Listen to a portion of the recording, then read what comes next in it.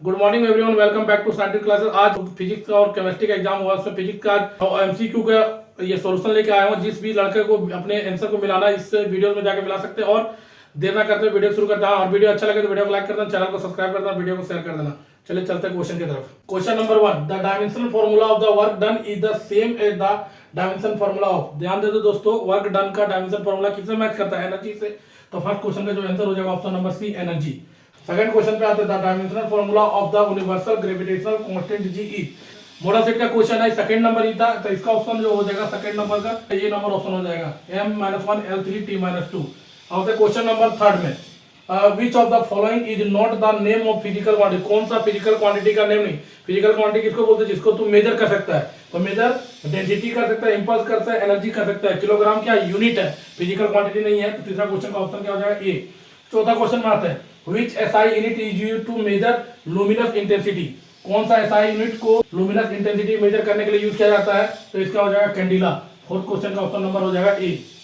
Question number 5 में, if an object moves with constant speed in a circular path what can we say about its velocity. बोल रहा है कि एक circular path में body move कर रहा है कांस्टेंट स्पीड से, तो वेलोसिटी के बारे में क्या कहेंगे? तो वेलोसिटी हमेशा चेंज होते रहेगा, क्योंकि डायरेक्शन हमेशा क्या होगा? चेंज होगा। इसमें ऑप्शन नंबर क्या हो जाएगा? पांचवा का B, it is changing. Velocity क्या होगा? चेंजिंग होगा। अब आता है क्वेश्चन नंबर 6 में, विच of the following quantity is a vector quantity. कौन सा क्वांटिटी वेक्टर क्वांटिटी है? तो वेलोसिटी वेक्टर क्वांटिटी है। तो 6 क्वेश्चन का ऑप्शन नंबर हो जाएगा सी।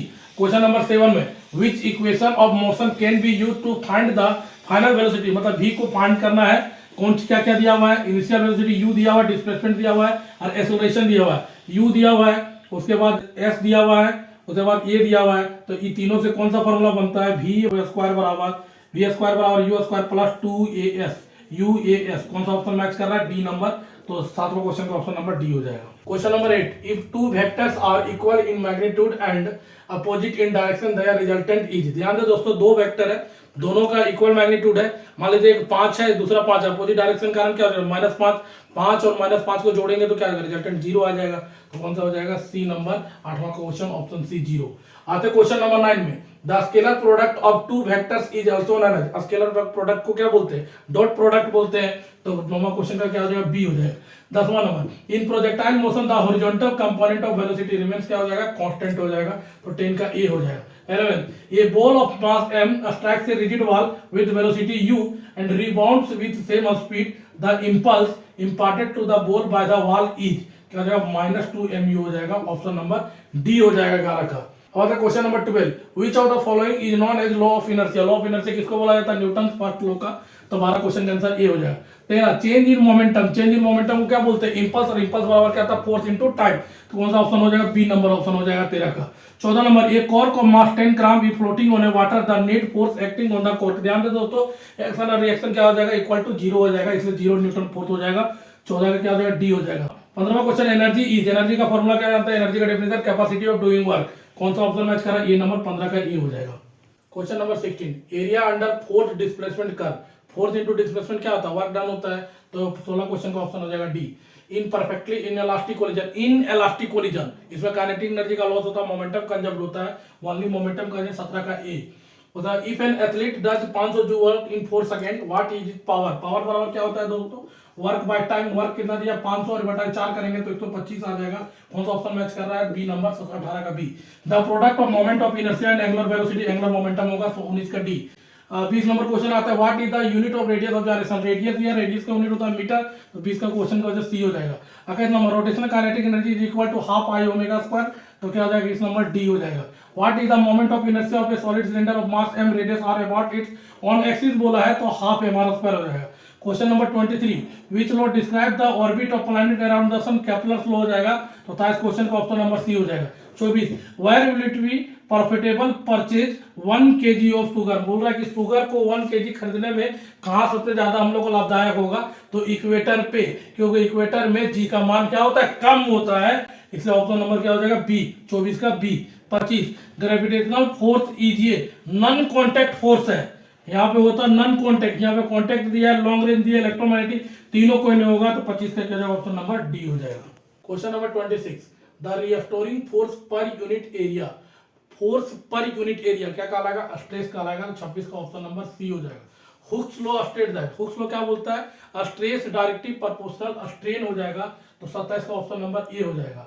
28 का liquid pressure depends upon, liquid pressure depend किस पे करेगा, हाइट ऑफ द कॉलम पे, 28 का ऑप्शन हो जाएगा C. 29 number the unit of surface tension is same as that of surface energy per unit area, 29 का ऑप्शन कौन सा हो जाएगा, सी हो जाएगा।